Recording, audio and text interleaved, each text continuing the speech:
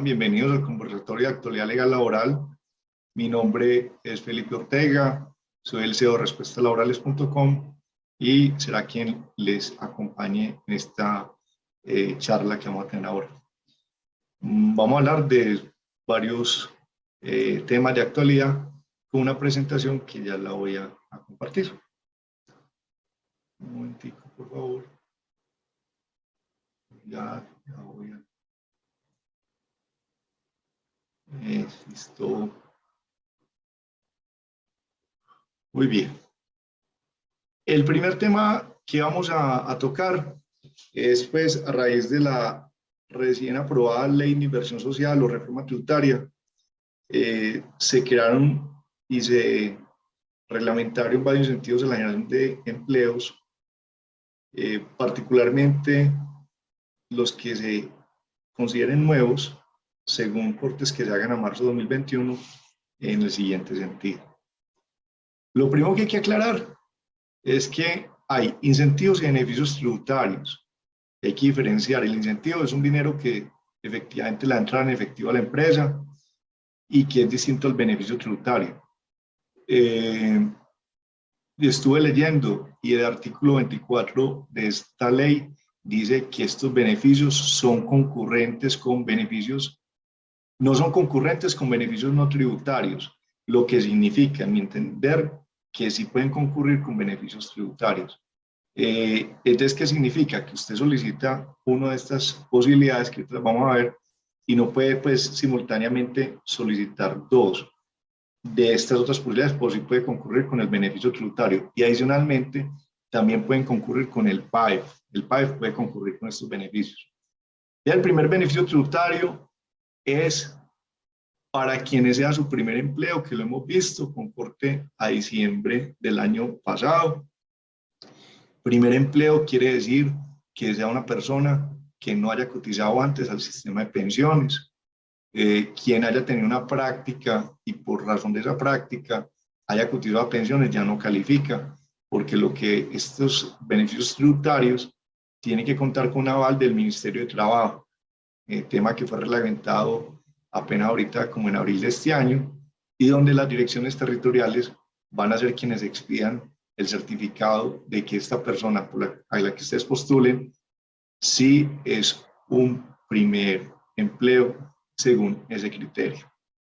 Ese corte del primer empleo es a diciembre de 2020, ¿no? Hay también un incentivo del 25% que lo hemos visto, que es la estrategia Sacúdete para empleos jóvenes entre 18 y 28 años, y este beneficio se extendió en principio, eso ya solo hasta 2022, y ya lo extendieron hasta 2023, hasta agosto de 2023. En este caso no tiene que tratarse del primer empleo, pueden ser personas que ya hayan estado vinculadas, simplemente acreditar que estén en ese rango de edad y ojo, que sean empleados adicionales a los que había a marzo de 2021. Eso es muy importante porque adicional quiere decir que en la masa total de la empresa estos sumen como nuevos empleados.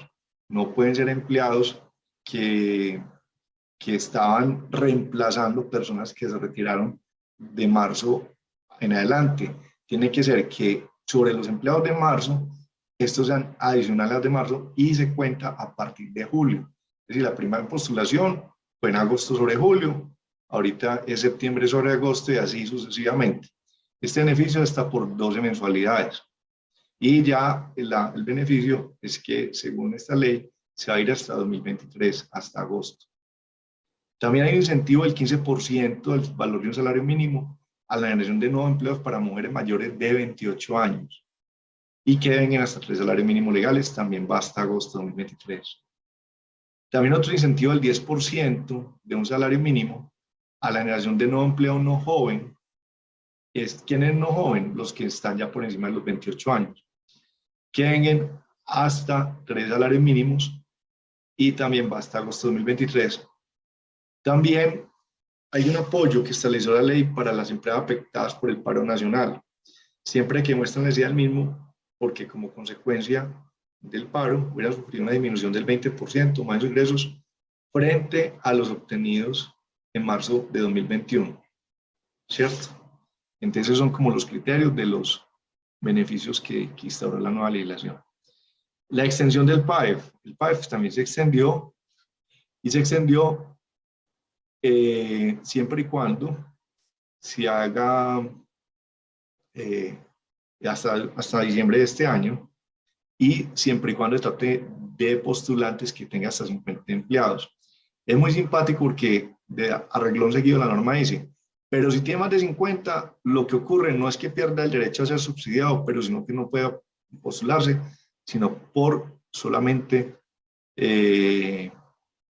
a 50 empleados. Como les decía ahorita, este subsidio, este beneficio puede coexistir con el otro de la estrategia Sacúdete, porque la norma así lo estableció. El artículo 24 de la ley dice que este incentivo, no por otorgarse materia con otros aportes o subsidios, tenía no tributarios. Que si hubiera, o sea, antes tributarios sí quiere decir que sí. En todo caso, este incentivo será compatible con el programa de apoyo al PAE. ¿Y cuáles son los incentivos? Los que le acabo de decir, de los jóvenes de 28 años, de las mujeres y de los nuevos empleados mayores de 28 que se contraten. Bueno, entonces esto es lo relacionado con estos subsidios. Falta ver pues también qué reglamentación va a sacar la OGPP para la postulación específica a estos otros beneficios. Hasta la fecha no la he visto. Estaremos pendientes para hacérsela llegar a ustedes en su momento. Es muy importante también tocar un tema que ha estado muy en boga, es que en la ley del presupuesto general de la Nación se acabó de proponer por unos representantes un artículo que busca y que de hecho fue aprobado ahorita el 22 de septiembre en las comisiones conjuntas de Cámara y Senado, que se propone que durante el próximo año se puedan dar traslados de afiliados de los fondos de pensiones privados a Colpensiones de manera express, siempre y cuando sean hombres mayores de 52 o mujeres mayores de 47 que han cotizado con mínimo 750 semanas al régimen de prima media. Entonces eso pues realmente hemos restringido el ámbito porque solo son aquellas personas que antes de trasladarse al fondo de pensiones hubieran tenido mínimo 750 semanas cotizadas. De hecho, la jurisprudencia generalmente ya es casi que unificada en el sentido que estos traslados que hicieron a fondos privados casi todos resultan ineficaces porque la Corte ha dicho muy claramente que se tiene que demostrar un deber de explicación muy clara sobre las consecuencias que tenía ese traslado, no simplemente informar que hay ahorro de capital y que no había que hacer escenarios de simulación, no basta la simple suscripción del formulario, y al fondo de pensiones es a quien le toca la prueba de demostrar que fue muy diligente en esa asesoría. Si esa asesoría no se demuestra detalladamente, lo que ocurre es que se declara la ineficacia de ese traslado por falta de información, porque la persona tomó la decisión sin estar suficientemente informada. Ahora, esta iniciativa que están proponiendo tiene muchos vicios. Realmente, lo primero que hay es que el artículo 154 de la Constitución dice que todas las iniciativas que tengan incidencia fiscal tienen que contar con el beneplácito del gobierno. Ya el viceministro de Hacienda, el 17 de septiembre, hizo llegar una comunicación a la Comisión Séptima de la Cámara de Representantes indicando que el gobierno no le daba el aval a esa iniciativa por los efectos fiscales que la misma tenía. También tiene otro pecado, que fue lo mismo que pasó con el piso de protección social, lo que pasó con la cotización de los independientes, es que lo que son estas disposiciones que regulan temas de seguridad social, que regulan temas laborales, de hecho hay una demanda que en este momento acaban de interponer contra la ley de trabajo en casa, contra la ley de teletrabajo, que porque no fueron expedidas como leyes estatutarias y digamos que tienen un procedimiento especial. El caso es que en este caso específico se estaría violando el principio de unidad de materia, del que se refiere el artículo 158 de la Constitución, el cual establece que todo proyecto de ley debe referir a una misma materia. Entonces, las leyes del Plan Nacional de Desarrollo, las leyes de presupuesto no pueden abarcar temas como estos, porque no son inherentes al sentido de la ley que se está expidiendo.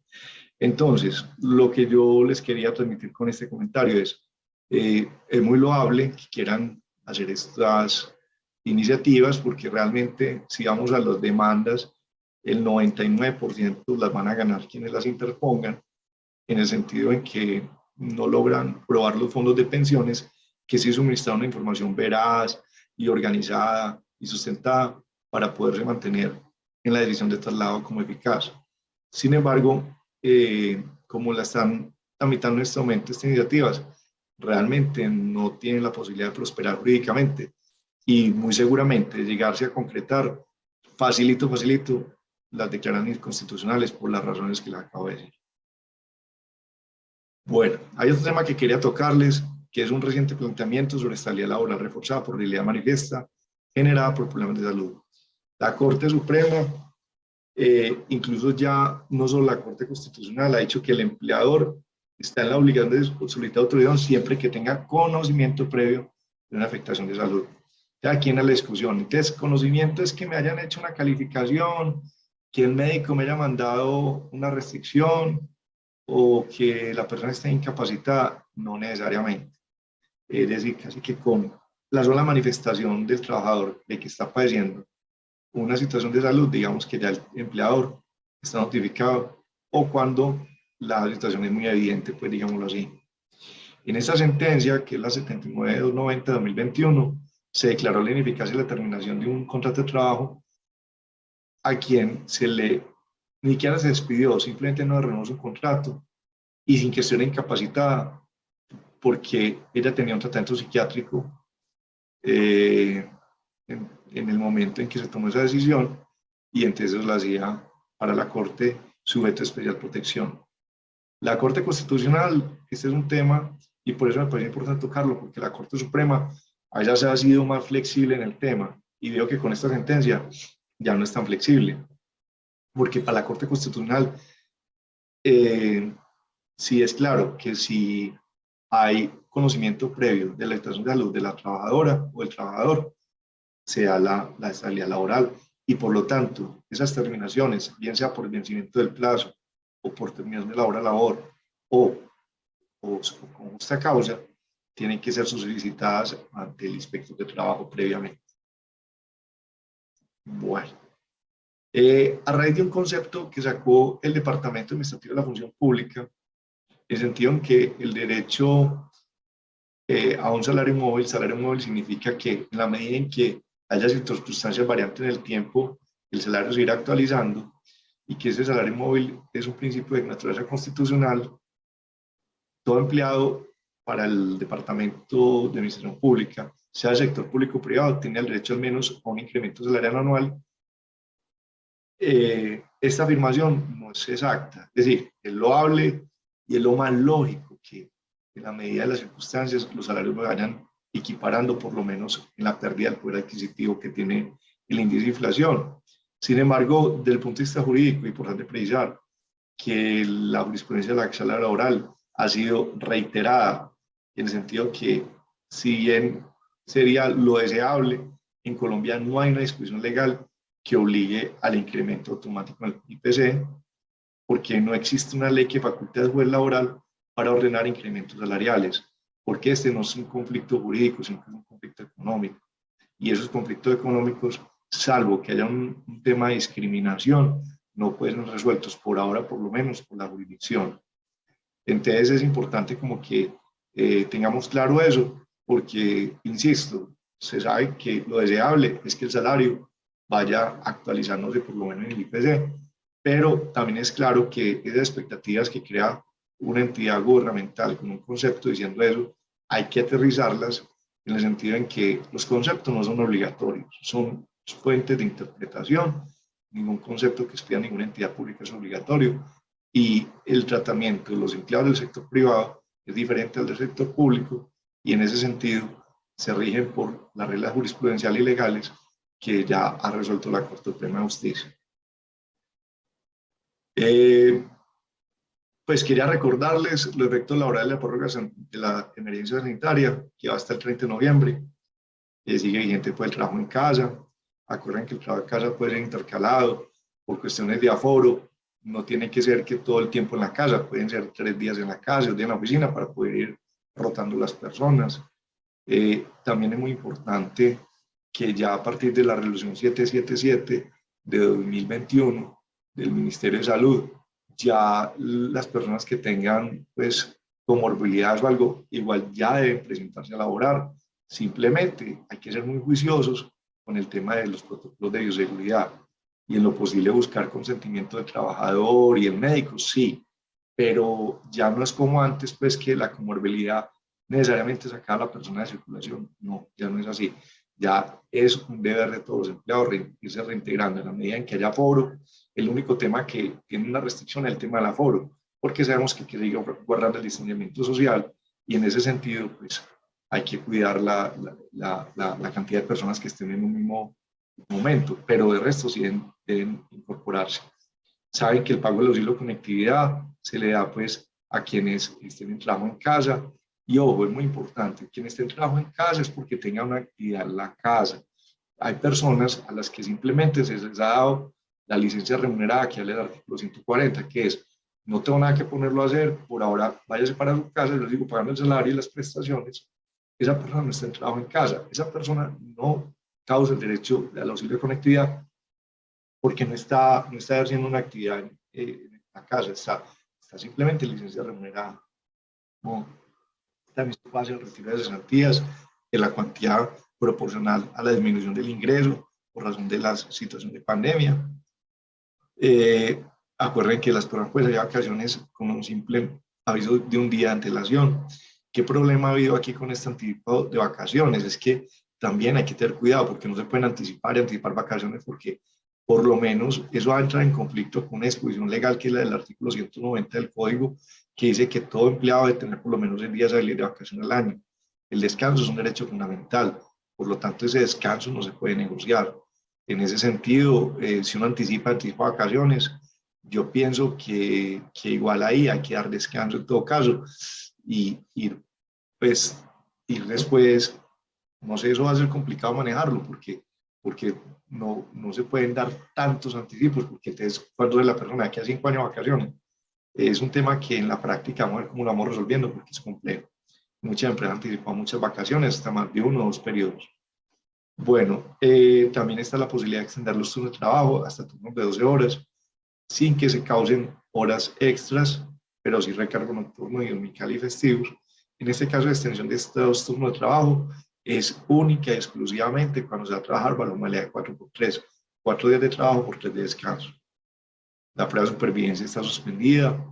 También no hay cobro de intereses de mora por aporte extemporáneo de seguridad social hasta que ya cese la emergencia, por el principio hasta el 30 de noviembre.